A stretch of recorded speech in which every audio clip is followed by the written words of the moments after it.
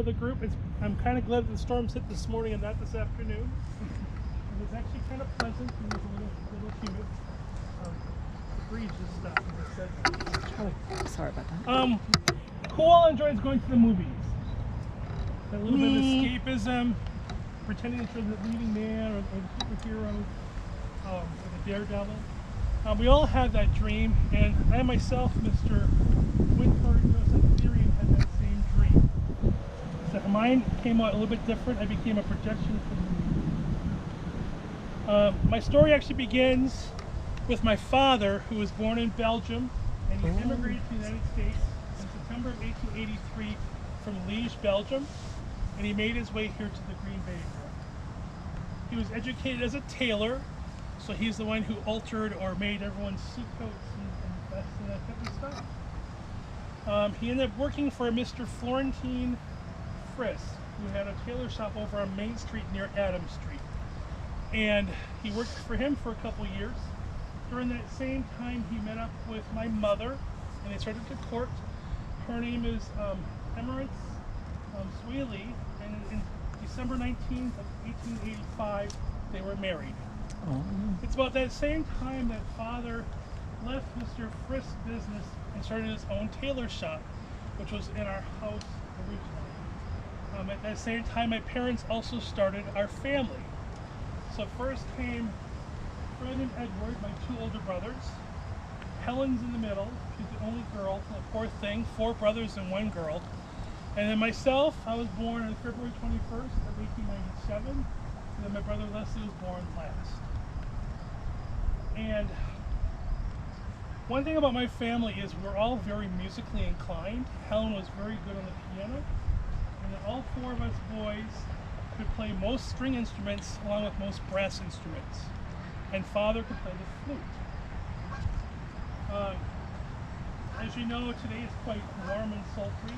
So in 1900, my father built a cottage out on the Bay of Green Bay on one of the Cat Islands. Cat Islands is the chain of islands that between Longtail and the Fox River. There's a bunch of islands on the west side of the bay. There was one that was big enough that we were able to build a cottage there, which was very nice and enjoyable during the hot days like today, because we would go out there with the boat and just relax and stay out there. There was no running water. We had to bring barrels of water with us, and there was no electricity, so we had to use kerosene lamps. So it was kind of rough. But it was nice to go swimming in that water. Mother actually put in some flower gardens, and father planted some trees for shade. We received devastating news on June of 1912 when they reported that our cottage had burnt to the ground. And they didn't give a reason why. So when father went to rebuild, he had to check to see what property was built on. That's what he did. He went to the land office, to the register of deeds, and they had no record of that island being in the survey. So it had to go to the state, and the state had no record of that island being on the survey. So it went to the federal government, and the federal government said, we never surveyed it back in the 1830s for the rest of Wisconsin, so it was the state's responsibility because the island was probably not there at the time. And the state simply said, nobody owns the property, it's state property, so we couldn't rebuild.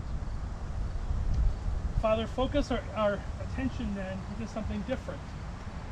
And in 1915, he purchased the Royal Theater in South Washington. The Royal Theater dates back to about 1905. Originally built as a vaudeville theater, converted over to a movie theater. It actually was originally Mr. Haggerty's livery stable, where he had horses and carriages stored. It was turned over to vaudeville. That's how it was. It's actually credited as the very first moving picture theater in Green Bay. Of course, at that time it was called the Bijou before the Bijou moved down North Washington Street. So we acquired that business in 1915, which is perfect for our family because being a family of musicians, we could play the music for the silent film. My mother sold the tickets and took the tickets. The rest of us all did the music, and then eventually I was trained to become a projectionist. So we learned how to do all the music, different scores, sound effects, horses galloping, doors creaking, that type of thing. I'll make the silent pictures a little bit more enjoyable. Being a projectionist, though, I was always trained to watch that film very carefully because that early film was highly flammable. And if it would stop on the projector for just a moment, it could burst into flames and then we'd lose the theater. So I was very careful with that. It never happened on my watch. 1917, the theater's doing so well that Father totally remodels the interior of the building and makes it into a really fine movie house in the city. 2 years later, we sell that theater and buy the Bijou, which is on North Washington Street between Pine and Main. In the process of moving, Father gets sued for removing a piece of equipment that was at the Royal. What had happened is when Dr. Minahan built his office building at the corner of Washington and Walnut Street, the Minahan building, he put his own private power generator in the building. The building only did direct current or DC energy. He ended up selling his excess to businesses near him, in which Mr. Haggerty had purchased some of that electricity, which he had to convert the building over to DC. When Dr. Minahan sold the power plant portion of his building to Wisconsin Public Service, they were supposed to maintain that DC power plant. But eventually got tired of it and just shut it down, and they converted everyone else's business into alternating current. But since the Royal was fully wired for DC current, they ended up putting a special generator in, and that's when my father owned the business. So when he left, he figured, I'll take the generator's put in during my time, I'll take it out because it's mine. Well, it was part of the building. That's what the court case came up with.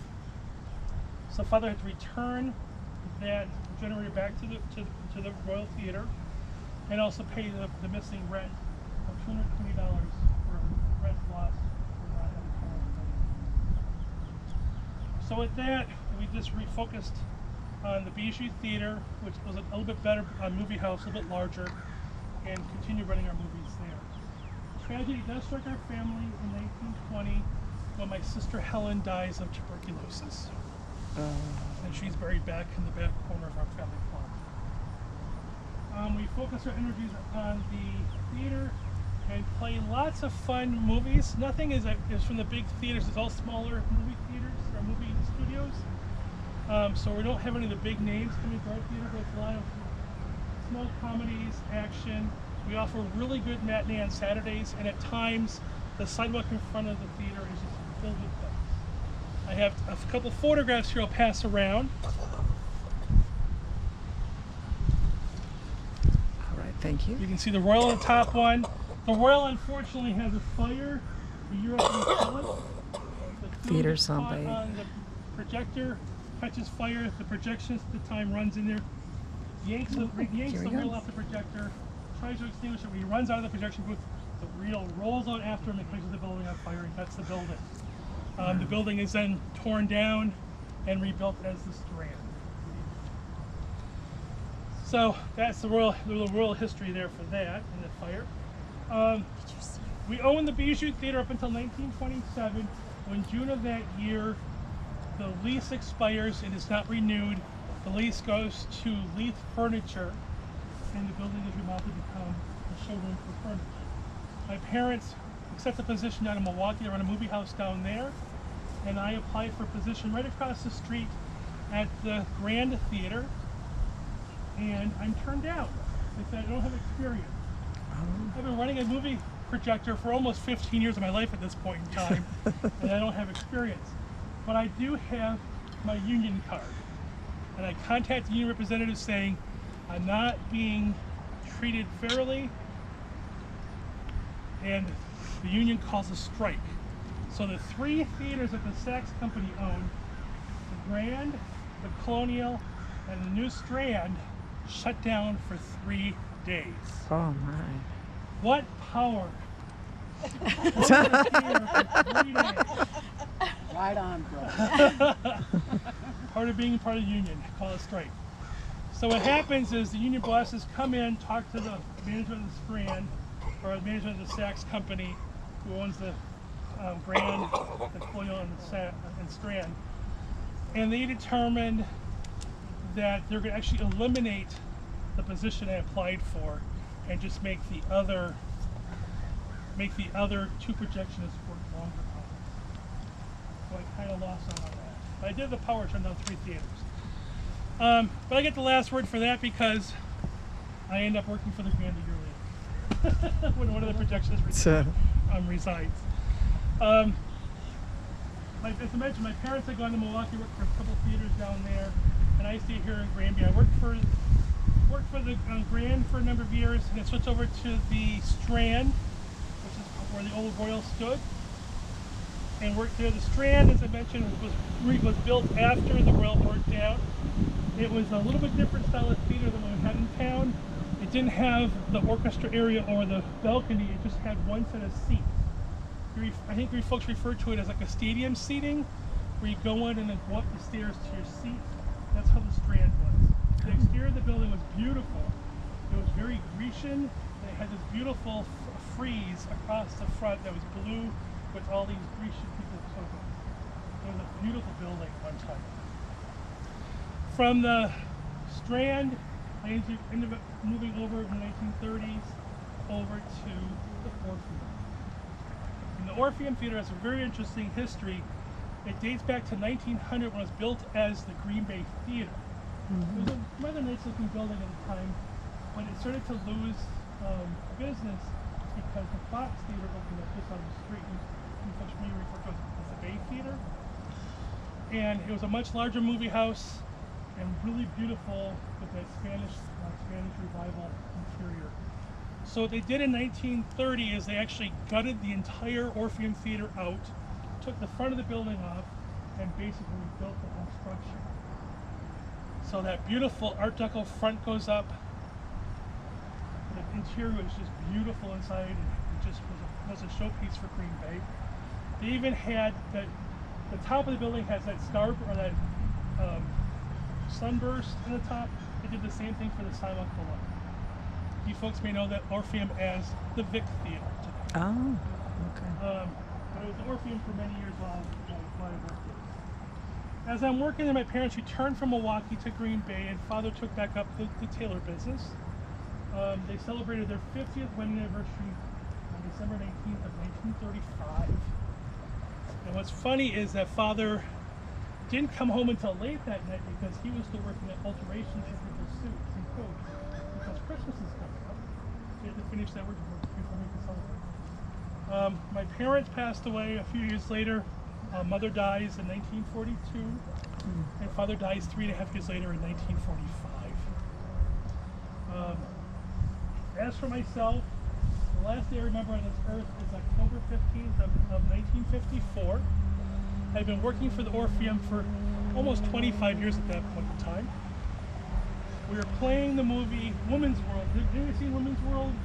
Yep. Lauren Bacall was in it, June Ellison, Fred McMurray. It's basically a movie where the general manager of a company dies and the owner is trying to hire a new general manager, so he brings in 3 candidates, and the candidates bring in their wives. And the wives try to scheme to get their husbands hired. So it's a fun movie. I put the first reel on, and normally what I do is I put the first reel on, start the projector, and then the second reel set up for the next when that time is done. Well, 20 minutes later, the screen goes blank and the sound goes off. The manager comes up to the projection booth and finds me laying on the floor with reel number 2 next to me, laying down in the basket. Oh. After I flipped the switch for that first reel. They quickly get the movie set up, and the moviegoers had no clue what happened in the projection booth that day, until the next day when they read the paper. I'm buried here with my parents. My 2 brothers, Fred and Edward, lasted until the 1960s, and they're buried here. Unfortunately, Leslie ended up taking his life.